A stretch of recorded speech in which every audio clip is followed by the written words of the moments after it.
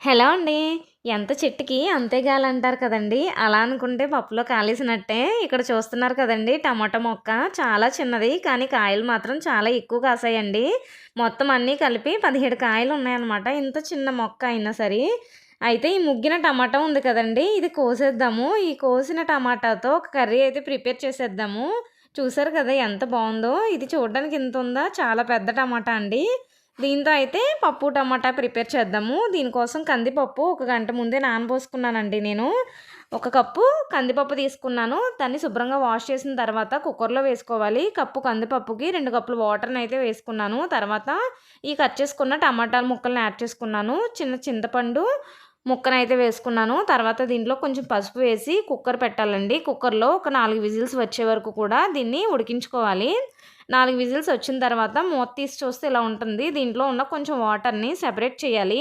ఆ తర్వాత పప్పు గుత్తితో మెదుపుకోవాలండి. ఇలా మెదుపుకోవడం వల్ల పప్పు కొంచెం రుచిగా ఉంటుంది. తర్వాత దీనికోసం పప్పులోంచి తీసిన వాటర్ ఉన్నాయి కదండీ! ఆ వాటర్‌ని అయితే యాడ్ చేసుకోవాలి. తగినంత ఉప్పును కూడా యాడ్ చేసుకొని దీన్ని పక్కన పెట్టేసుకోవాలి. ఇప్పుడు పోపుకైతే స్టవ్ వెలిగించుకొని ఒక బాండీ అయితే పెట్టుకోవాలండి.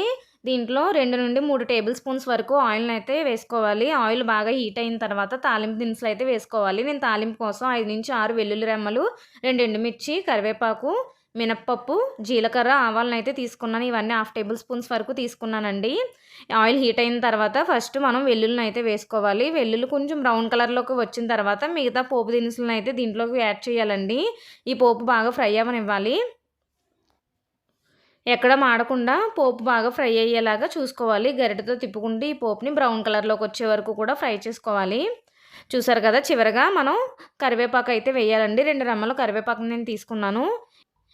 మొత్తం ఈ కర్రీకి టేస్ట్ అంతా ఈ పోపులోనే ఉందండి. పోపు ఎంత బాగా ఫ్రై అయితే కర్రీ టేస్ట్ అంత బాగా వస్తుందనమాట కర్రీ టేస్ట్. సో, ఇది ఫ్రై అయిపోయిన తర్వాత దీంట్లోకి ఒక చిటికెడు కారాన్నయితే వేసుకొని కొంచెం ఫ్రై చేసుకోండి. టేస్ట్ ఇంకా బావుంటుంది. తర్వాత ఇది బాగా ఫ్రై అయింది కదా! ఇప్పుడు మనం పక్కన పెట్టుకున్న పప్పునైతే దీంట్లోకి యాడ్ చేసుకోవాలి. యమ్మీ యమ్మీగా టమాటా పప్పు అయితే రెడీ అయిపోయిందండి. ఈ టమాటా పప్పులోకి ఆలు ఫ్రై ఉంటే చాలా టేస్టీగా ఉంటుందండి. అలాగే కాస్త వేడి వేడి నెయ్యేసుకొని కొంచెం ఆవకాయ పచ్చడి వేసుకొని తిన్నా గానీ కర్రీ చాలా బావుంటుంది.